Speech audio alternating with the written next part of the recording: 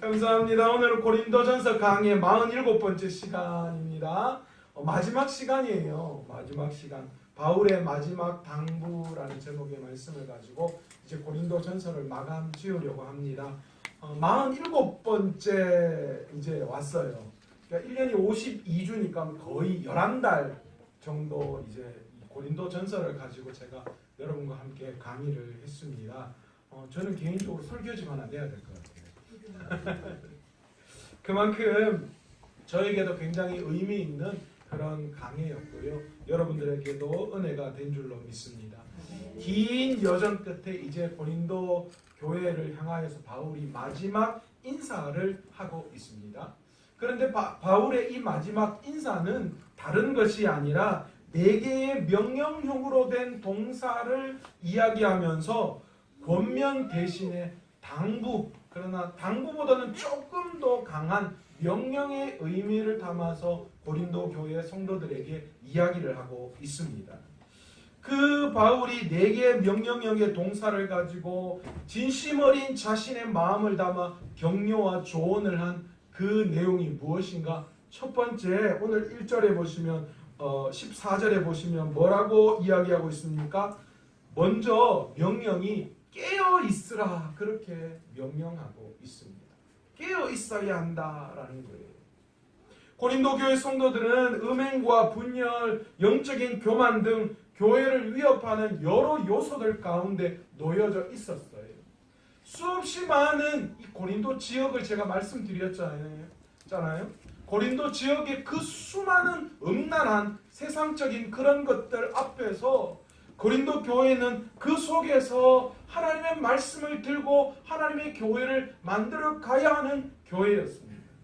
그렇기 때문에 그 수많은 교회를 위협하는 요소들 가운데에 바울은 반드시 너희가 깨어 있어야 한다라고 그렇게 말씀하고 있는 거예요.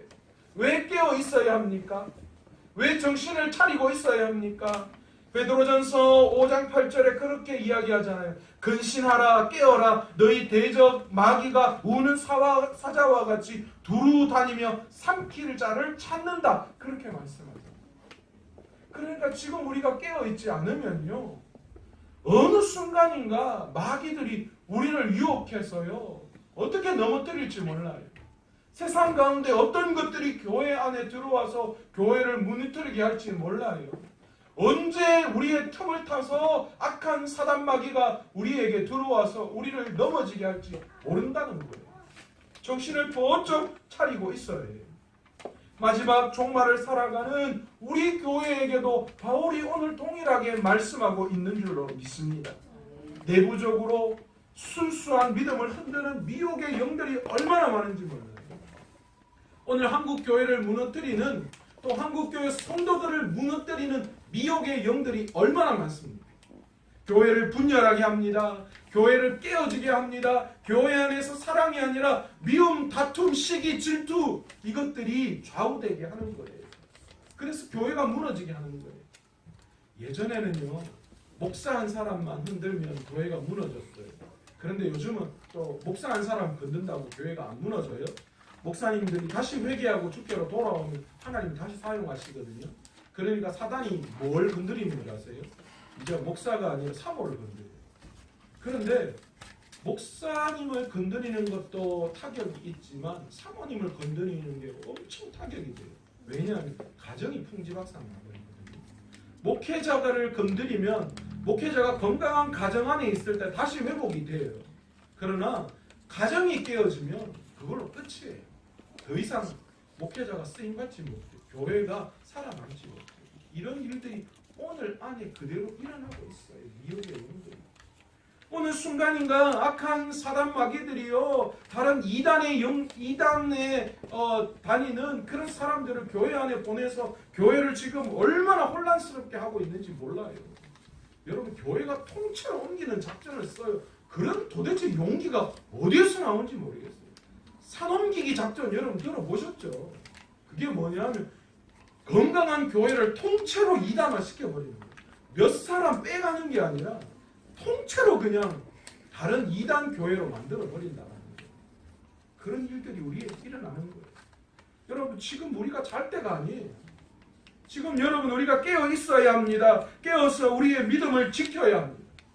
바울은 오늘 본문에 깨어 있어야 한다라고 이야기하는데 이 깨어 있어야 한다라는 단어의 헬라어를 우리말로 조금 더 풀이하면 조심해야 한다라는 거예요. 여러분 우리말에 돌다리도 두들겨 보며 걷는다는 말 있잖아요. 여러분 우리 믿음도 마찬가지예요. 우리가 지금 깨어서요 우리 스스로가 조심해야 돼요. 혹시나 미혹의 영에 빠지지 않을까? 혹시나 사단의 노예가 되지 않을까? 혹시나 믿음을 잃어버리고 세상이 중심이 되어 세상의 방법대로 내가 살아가고 있지는 않은가? 우리 스스로를 얼마나 조심하고 우리 스스로의 믿음을 지켜내야 하는지 몰라요. 나는 자신 있다. 천만에요. 우리 교회는 괜찮다. 천만에요. 아니요. 저도 예전에 나는 괜찮아. 아유 어떻게 저럴 수가 있노? 그랬어요. 근데 아니요. 그 교만. 우리 교회는 아니야. 우리 교회는 그럴 리가 없어. 아니요. 교만. 나는 아니야. 나도 그럴 수 있고요. 우리 교회는 아니야. 천만에요. 우리 교회도 그렇게 될 수 있습니다. 그러니 우리는 어떻게 해야 합니까? 우리 교회는 아닐 거야. 나는 아니야. 그런 교만에 빠지는 것이 아니라 깨어서 나는 절대 저런 일들 가운데에 세상에 꿰이고 사단에 꿰어서 넘어가서는 안 되겠다. 그렇게 철저하게 우리의 믿음을 지켜내요. 깨어 있어야 해요. 조심해야 합니다. 우리 교회도 마찬가지. 지금 우리 교회가 은혜롭고 하나가 되는 것 같아서 우리 교회 정말 괜찮다. 천만에요. 기도하지 않으면 언제 무너질지 몰라요. 우리가 깨어있지 않고 교회를 하나 되게 인도해 나아가지 않으면 말씀대로 인도해 나아가지 않으면 이 교회의 평안은 영원할 수 없습니다. 우리가 정신 차리고 있어요. 여러분 기도원은요 성공할 때 가는 곳이 기도원이에요. 어떤 목사님이 그러더라고요. 제발 좀 망해서 기도원 오지 말라고. 망하면 세상 가서 일해라고 제발. 그래가 돈이라도 벌어라고. 사람들이 다 망하면 기도원 올라온다는 거예요. 그런데 망해서 기도원 올라와서 기도할 때가 아니라 성공할 때 정신 차리고 그 성공을 감사해서 하나님 앞에 올라와서 기도해야 돼요. 그래야 그 성공이 계속 간다라는 거죠. 혼인 잔치에서 신랑을 기다리는 신부의 들놀이처럼 언제 신랑이 올지 모르기 때문에 우리가 깨어 있어야 해요. 주인이 포도원을 종들에게 맡기고 떠나서 언제 돌아올지 모르기 때문에 그 주인들은 깨어 있어야 해요. 주인들이 언제 와서 자기와 셈할지 모르기 때문에 항상 그것을 준비하고 있어야 하듯이 우리도 마찬가지입니다. 종말을 살아가는 우리들이 우리 교회가 마지막 때를 걸어가면서 언제 주님이 오실지 모르기 때문에 깨어 있어야 해요. 두 번째로 바울은 고린도 교회 성도들에게 굳게 서야 한다. 그렇게 말씀하고 있습니다. 그런데 여기서 굳게 서야 한다라는 말은 무슨 말이냐? 믿음에 굳게 서 있어야 한다. 그런 말이에요. 그러면 믿음에 굳게 선다라는 것은 어떤 의미를 가지는 걸까요? 개인적인, 주관적인 그런 믿음의 확신이 아니에요. 체험 위주의 그런 신앙에 빠져서는 안 된다는 거예요. 선포된 말씀, 즉 믿음의 내용인 복음 위에 반드시 굳게 서 있어야 한다. 그것이 바로 믿음 위에 굳게 서 있는 신앙이다라는 거예요. 여러분, 우리가 신앙생활 한 30년 이상, 여기 거의 대부분 한 30년쯤 하셨잖아요. 신앙생활 한 30년쯤 하다 보면요, 내 신앙이 생겨요. 아멘 빨리 하세요. 내가 생각하는 신앙의 기준이 있어요. 그래서 그 생각과 그 잣대와 그 방법으로 사람들과 교회를 바라보기 시작하는 거예요. 그때부터 위기가 닥쳐오는 거예요. 여러분, 우리의 믿음은 어디에 기초가 되어져 있어야 합니까? 하나님의 말씀 위에, 복음 위에 우리의 기초가 서 있어야 해요. 내가 살아온 신앙의 연륜이나 신앙의 방법 아니에요. 사회적인 통념 이런 것이 우리의 삶의 기준이 되어야 하는 것이 아니라는 거예요. 우리는 믿음 위에 굳게 서야 하는데 그 믿음은 반드시 하나님의 말씀인 복음 위에 세워져 있어야 한다라는 거예요. 그래야 무너지지 않습니다. 우리의 믿음은 그래서 반드시 말씀 위에 서 있어야 해요.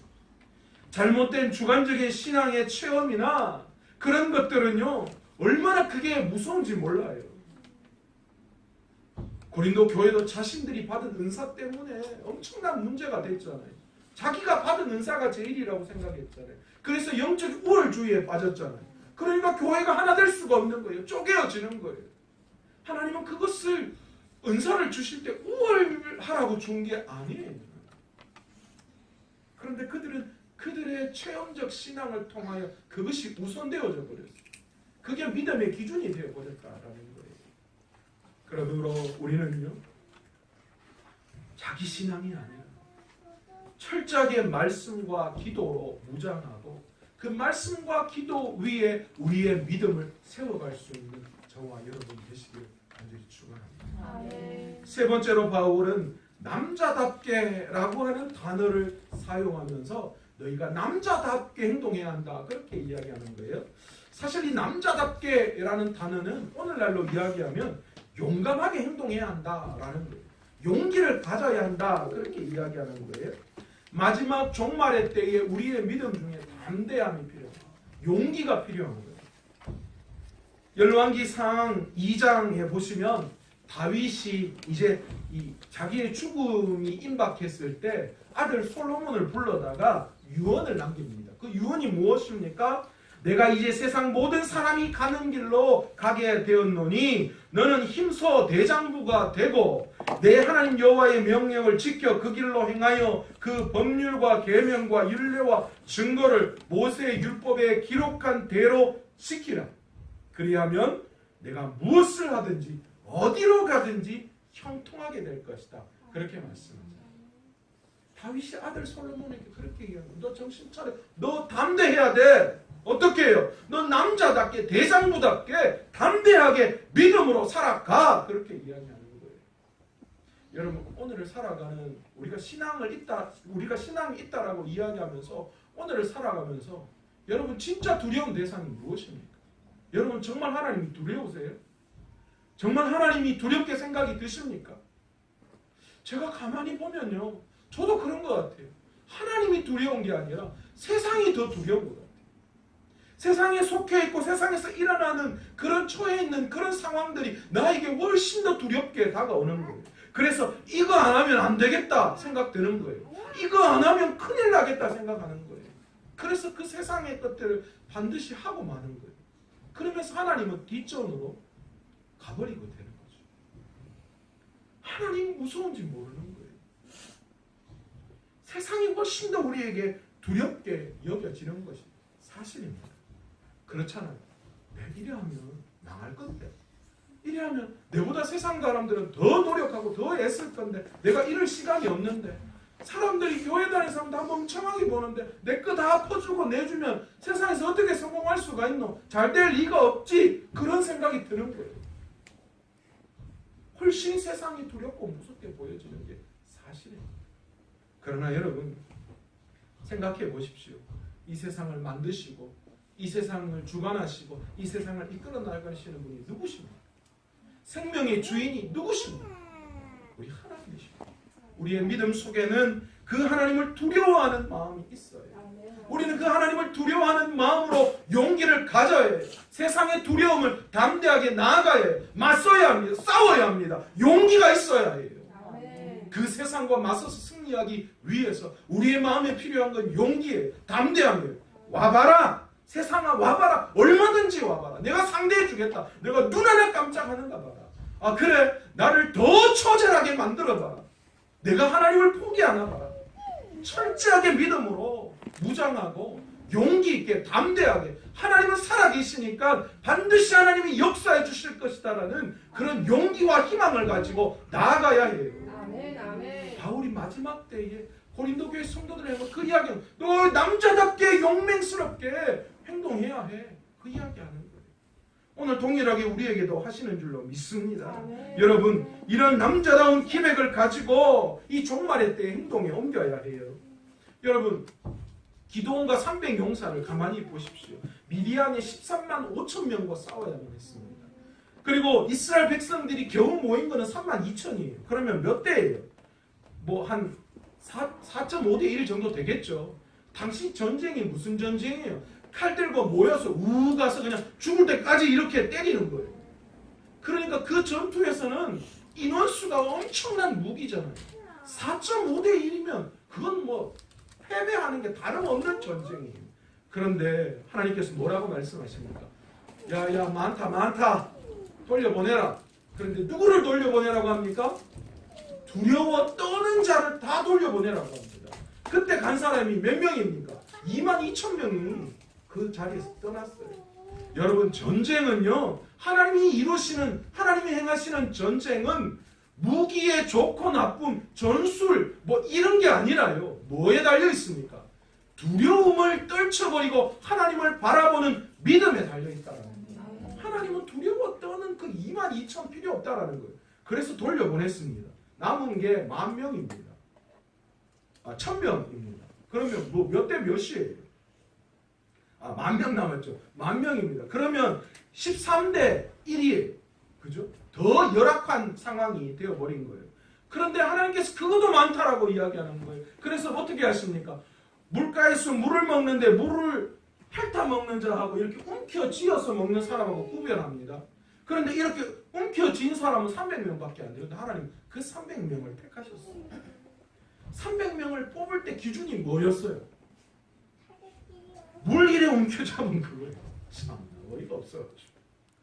뭘 싸움에 기술이 있고 뭐 신체가 좋거나 힘이 세거나 뭐 특별한 능력이 있는 사람을 따로 이렇게 모아라. 그래서 뭐 옛날에 300처럼 막 군사 전술로 해가지고 막 페르시아의 군대를 막 몇십만 군대를 물리친 이런 게 아니라 하나님의 뽑은 기준은 그냥 물을 이렇게 손으로 이렇게 먹은 사람 300을 뽑았어요. 그리고 그들에게 뭐 줬습니까? 뭐 칼, 대포 뭐 이런 거 아니고요. 뭐 줬습니까? 횃불, 나팔, 항아리 그거 줬어요. 그걸로 싸우라는 거예요. 그런데 또 희한한 게 이스라엘 백성 이 300명이요. 간도 크죠. 그것도 들고 나갑니다. 갈아탄다고 또. 내 같으면 절대로 안 나갈 것 같아요.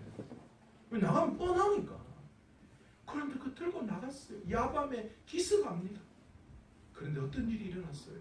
하나님이 그 300명 손에 미디안의 13만 5천 명을 붙이셨어요.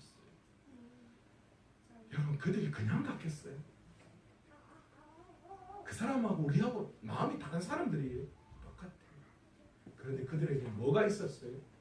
하나님을 향한 믿음이 있었어요. 하나님이 함께 하시면 가능하다라는 그런 믿음이 있었을 거예요. 그것이 그들에게 용기를 주고 힘을 주고 그들을 담대하게 용맹스럽게 했을 거예요. 하나님은 그렇게 하나님을 믿고 나아가는 그 300명을 통하여 역사를 이루신 거예요. 여러분 오늘 우리가 바로 그런 담대함이 있어야 하는 줄 믿습니다. 하나님을 향한 하나님 앞에서의 그 남자다운 용기 있는 용맹스러운 기백이 오늘 이 시간 필요한 줄 믿습니다. 세상이 조금 들어오면 아이고 뭐 두려워가지고 떨려 아이고 어쩌면 못한다 이게 아니라 그래 덤벼봐라 와봐라 다 와라 다 내가 상대해 주겠다. 처절히 뜯기고 찢기고 상처 입어도 내가 지나가라.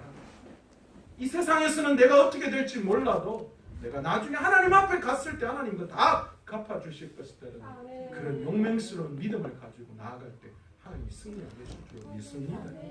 네 번째로 바울은 뭐라고 이야기합니까? 강건하라 그렇게 이야기합니다. 바울은 자신의 힘이 아니라 그리스도의 은혜와 성령의 능력 안에서 강해진 사람입니다. 나는 부족하나 하나님은 능력이신 거예요. 나는 연약하나 우리 하나님은 강하신 분이에요. 여러분 우리가 왜 강건할 수 있습니까? 우리 하나님이 우리에게 은혜를 주시기 때문에 강건한 거죠. 그 하나님의 강건이 우리와 함께하기 때문에 우리가 승리할 수 있는 거예요.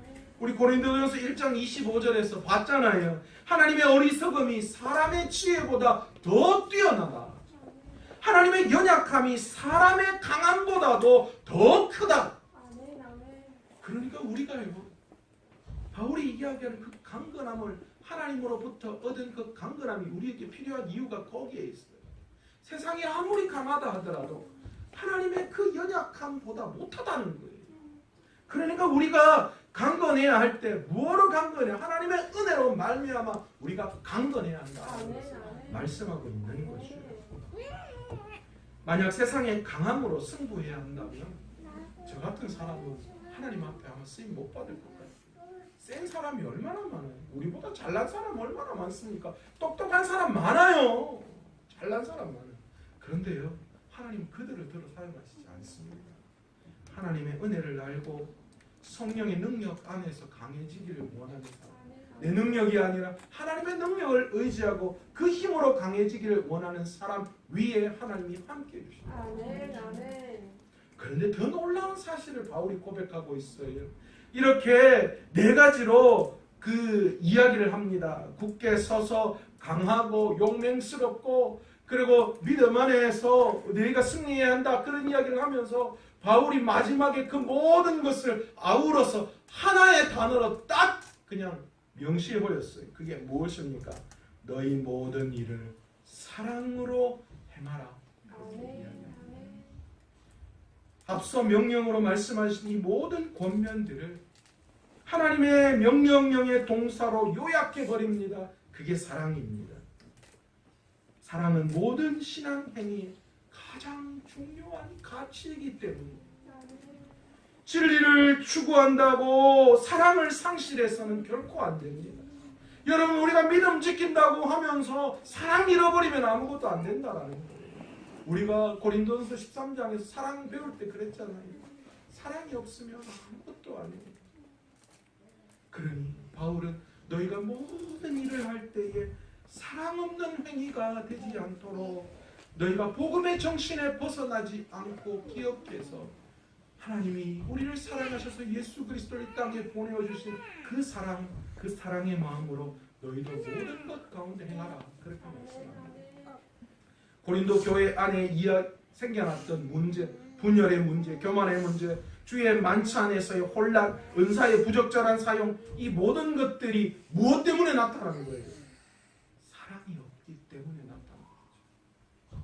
그래서 바울은 그 모든 것들을 아우러서 그리스도의 최고의 행동 원리는 사랑이어야 한다, 그렇게 이야기합니다. 그래서 너희가 그 모든 것 중심에 사랑의 마음을 가져야 한다, 그렇게 권면하고 있습니다. 바울이 그 권면을 마치면서 당부의 글을 몇 가지 남깁니다. 그 당부의 글이 무엇입니까? 스데바네의 집을 언급합니다. 바울을 통하여서 복음을 받아들인 이 사람이요, 당시 정말 복음을 위해서 헌신했던 그런 사람이었습니다.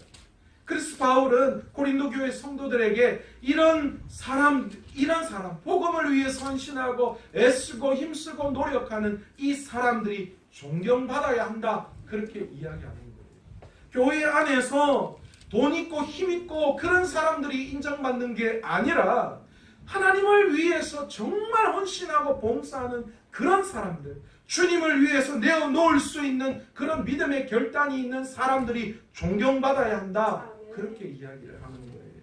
그래서 너희들이 뭐라는 거예요? 스데반의 집 그 사람들을 너희가 존경해야 한다, 그렇게 이야기합니다. 그리고 너희가 그 안에서 영적인 교제를 아름답게 나누기를 원한다, 그렇게 이야기합니다. 바울은 이제 19절 이후부터 각 교회들의 연합과 형제들의 연합을 이야기합니다. 교회 안에서 존경받아야 할 사람이 누구인가를 이야기하고 이제 맨 마지막에 와서는 모든 교회, 모든 그리스도 안에서 모든 우리 모두 지체들이 한 형제요, 한 자매고 그것을 그 모든 교회가 하나임을 바울이 강조하고 있는 거예요. 교회는 그리스도의 몸이고 우리 모두는 그의 지체입니다. 각 지체는 몸 안에 하나입니다. 그래서 바울은 우리 모두가 다 하나이기에 우리 공동체 안에서 뭐 하라는 거예요? 사랑해야 한다, 그렇게 이야기하는 거예요.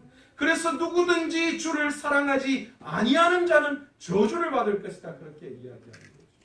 우리 공동체 안에서 교회가 다 하나임을 알고 서로 공동체 안에서 하나 되어야 하는 거예요.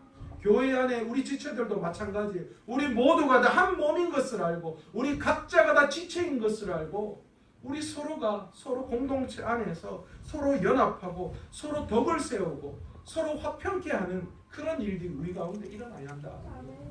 옆에 교회 망하는 거 보고 아이고 잘됐다, 아이고 저 교회 성도들 우리 교회 다 오지, 제가 회개했잖아요.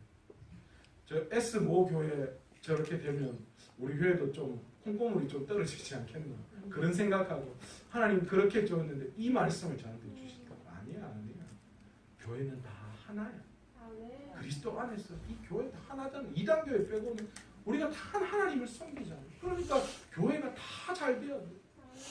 제가 그래서 늘 기도하죠. 세제금 교회도 잘 되고 유로교회도 잘 되고 허교문창도 잘 되고 산성교회도 잘 되고 이 인근의 모든 교회들 특별히 개척교회들 잘 되고 미자립 교회들 다 자립해야 된다고 그렇게 제가 기도하죠.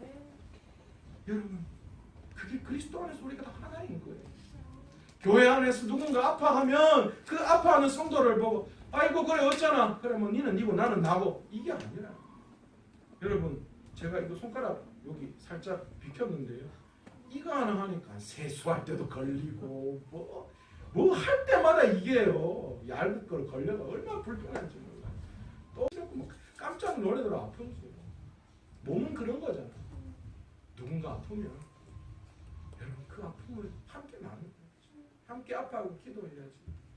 여러분 한 영혼을 사랑하자고 제가 말씀드렸잖아요. 저는 한 영혼에 집중한다고 이야기했잖아요. 그게 뭡니까? 한 영혼에 집중하는 게 그 영혼을 향한 사랑의 마음, 함께하는 마음이에요.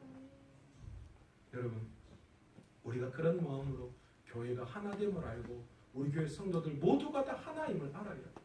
그것을 가능케 하는 게 무엇이라고 바울이 이야기합니까? 사랑이라고 이야기합니다. 오늘도 그 사랑 안에서 이 마지막 종말의 때를 살아가는 저와 여러분 모두가 다 깨어 믿음에 굳게 서서 남자답게 강건할 수 있는 저와 여러분 되시기를 원하고요. 무엇보다도 모든 일을 사랑으로 힘써 사역할 수 있는 저와 여러분 되시기를 간절히 축원합니다. 오늘 이 시간 말씀을 생각하시면서 한번 기도하기를 원합니다. 기도할 때 주님